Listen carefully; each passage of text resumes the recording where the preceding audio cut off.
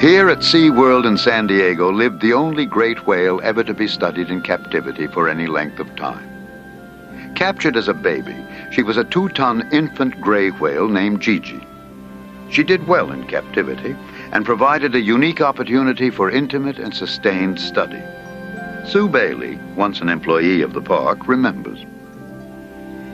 She was a very gentle animal for being as large as she was. She's the only animal I've ever worked with that you could visibly go in the morning and see that she had grown bigger. And towards the end, she was gaining about 1/2 inch in length every day and about 100 pounds a day. And she was noticeably larger every day you worked with her.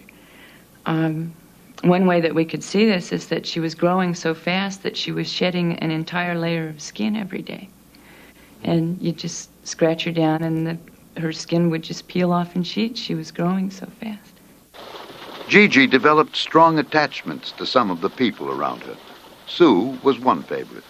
Gigi would make a variety of eerie but apparently happy noises whenever Sue was near. Gigi quickly learned to respond to simple signals. A series of pats on her colossal back announced mealtime. Due to the flexible baleen lining her mouth, she could be safely hand-fed.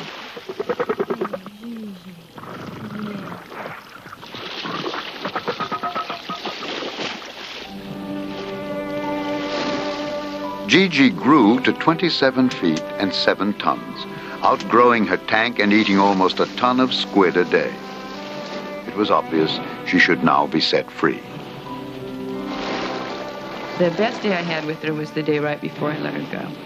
I spent about 6 hours in the water with her, and she was more affectionate, really, than she ever had been, and was more interested in playing, and I thought a lot about missing her. She became a very large part of my life for that year.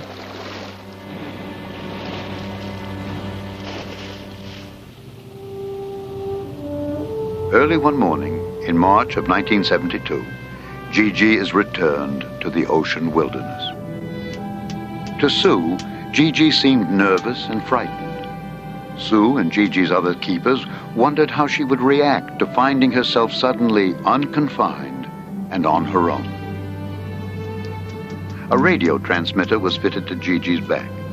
For a few weeks after her release, its signals would allow her to be followed at sea.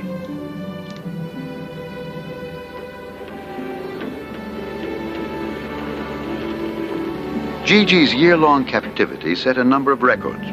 She is the largest live animal ever transported by man. Probably, she is the only great whale to fall into human hands and be released unharmed. And she is the only great whale, too, that humans have known intimately and come to love. Well, when we first let her go, they put the stretcher out over the water and lowered it down. And when she finally swam out of the stretcher, she found herself being a little lost out there, I'm afraid. I was pretty shook up and doing a lot of crying that day. I'd been involved with nothing but the gray whale.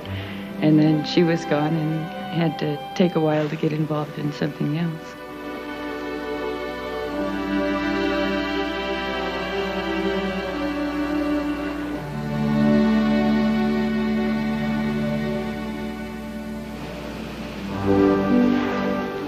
After her release, Gigi lingered a while along the California coast and then moved slowly north.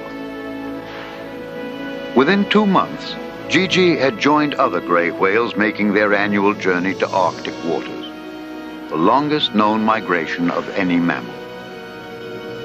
Gigi readapted to the wild, but of her ways and wanderings in the open sea, we know little. With all the great whales, she is shrouded in mystery. We have established that whales inhabit all the great oceans.